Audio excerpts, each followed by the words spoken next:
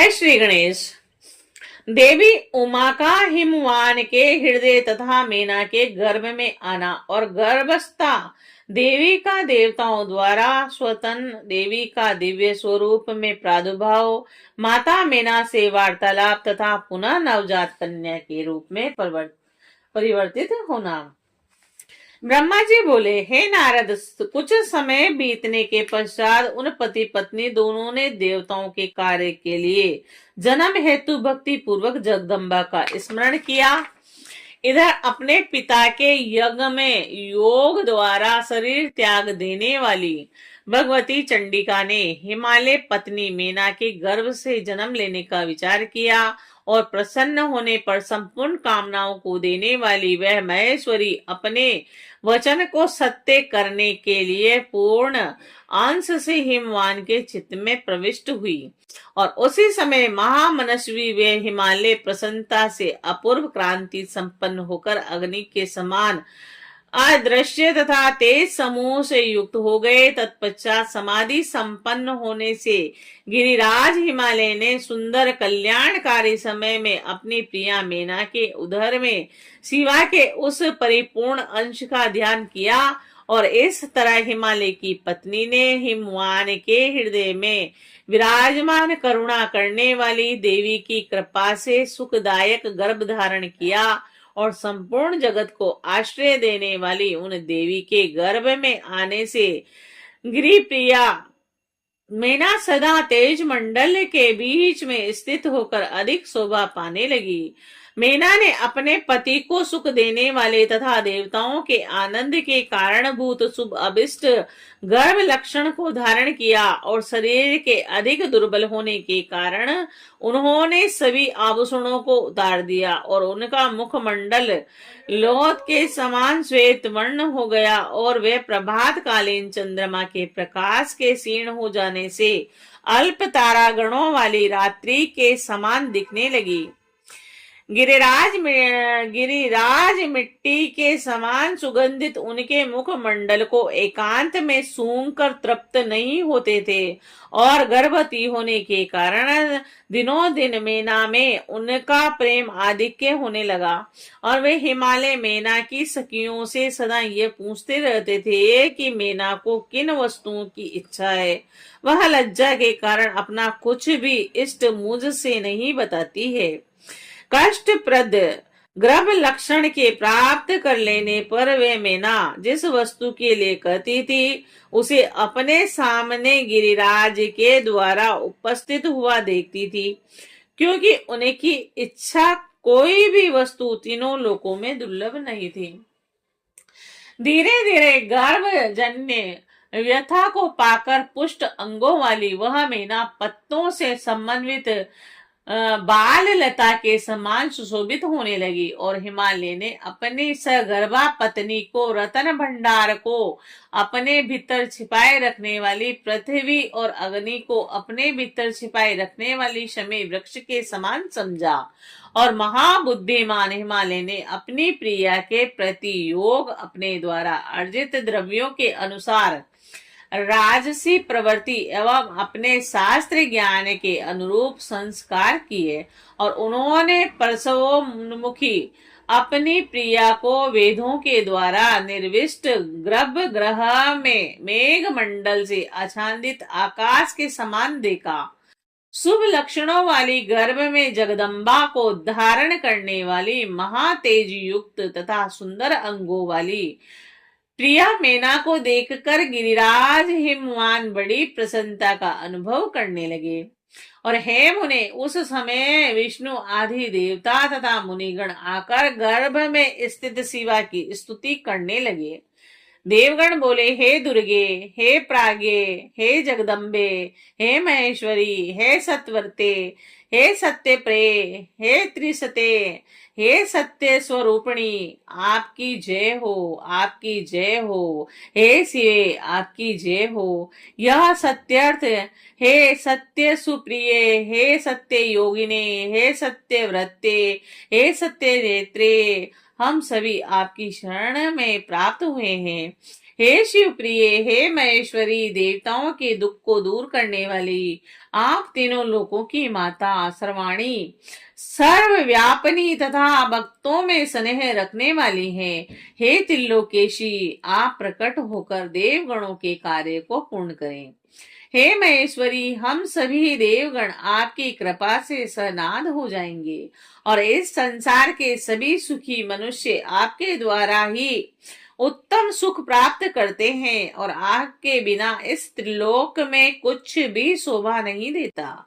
ब्रह्मा जी बोले, इस प्रकार सभी देवगण प्रसन्नचित्त होकर गर्भ स्थित महेश्वरी की बहुत स्तुति करके अपने अपने धाम को चले गए। और जब 9वां महीना बीत गया और 10वां भी पूरा हो चला, तब गर्भ स्थित जगदम्बा महाकाली ने गर्भ से बाहर आने की इच्छा की और वह समय बड़ा सुहावना हो गया। नक्षत्र, तारे, ग्रह शांत हो गए, आकाश निर्मल हो गया और सभी दिशाओं में प्रकाश फैल गया।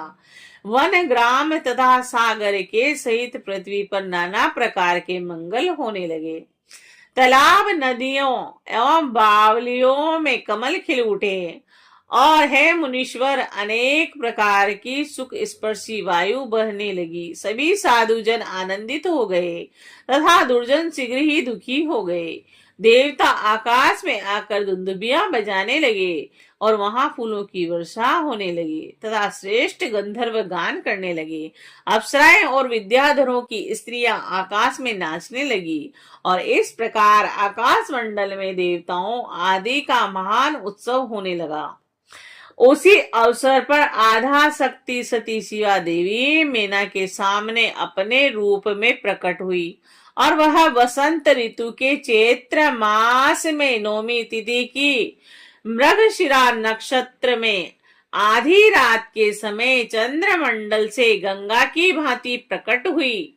वह शिवा मेना के गर्भ से अपने स्वरूप से इस प्रकार प्रकट हुई जैसे समुद्र से महालक्ष्मी का आविर्भाव हुआ था। और उसी समय भगवती के प्रकट होने पर शंकर जी प्रसन्न हो गए और अनुकूल, गंभीर, सुगंधित तथा शुभ वायु बहने लगी। उस समय जल की वर्षा के साथ पुष्प वृष्टि होने लगी और अग्निहोत्र की शांति अग्नि प्रचलित हो उठी और बादल गरजने लगे। और उनके प्रकट होते ही हिमालय के नगर में समस्त संपत्ति स्वतः आ गई तथा लोगों का सारा दुख दूर हो गया।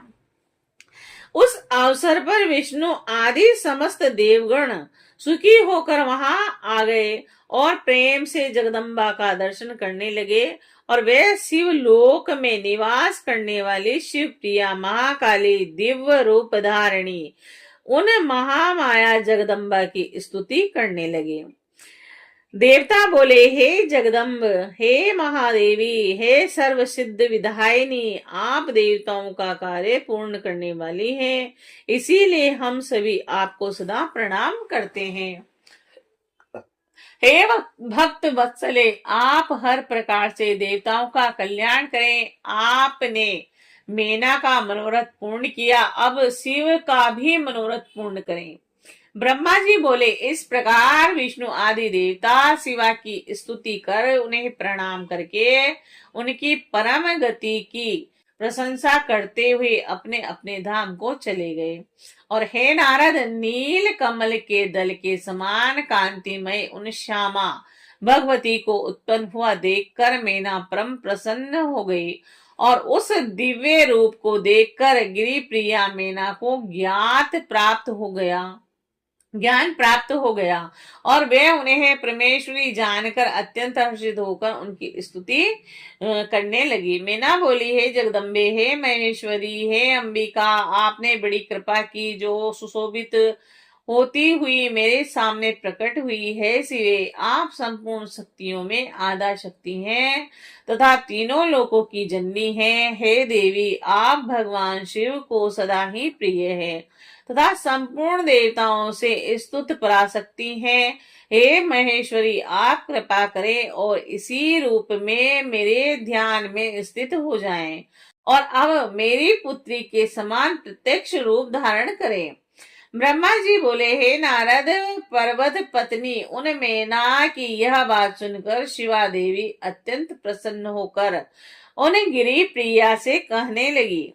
देवी बोली, हे मैंने आपने पहले तत्पर होकर मेरी बड़ी सेवा की थी। उसी समय आपकी भक्ति से अत्यंत प्रसन्न होकर वर देने के लिए मैं आपके पास गई थी। वर मांगिए। और मेरी इस वाणी को सुनकर आपने वही वर मांगा था। हे महादेवी, आप मेरी पुत्री हो जाएं और देवताओं का हित साधन करें। तब मैं आपको आदर पूर्वक वह वर देकर अपने धाम को चली गई। हे गिरी कामिनी, अब समय पाकर मैं आपकी पुत्री हुई हूँ। आज मैंने जो दिव्य रूप धारण किया है वह इसीलिए कि आपको मेरा स्मरण हो जाए, अन्यथा मनुष्य रूप में प्रकट होने पर मेरे विषय में आप अनजान ही बनी रहेंगी। अब आप दोनों पुत्री भाव से अथवा दिव्य भाव से स्नेह पूर्वक मेरा निरंतर चिंतन करते हुए मेरे परम पद को प्राप्त हो। मैं पृथ्वी पर अद्भुत लीला कर कर देवताओं का कार्य सिद्ध करूंगी, भगवान शंभु की पत्नी हो जाऊंगी और सज्जनों का उद्धार करूंगी। ब्रह्मा जी बोले, ऐसा कहकर अंबिका शिवा मौन हो गई और उसी क्षण माता के देखते देखते अपनी माया से प्रसन्नता पूर्वक नवजात पुत्री रूप में प्रकट हो गई।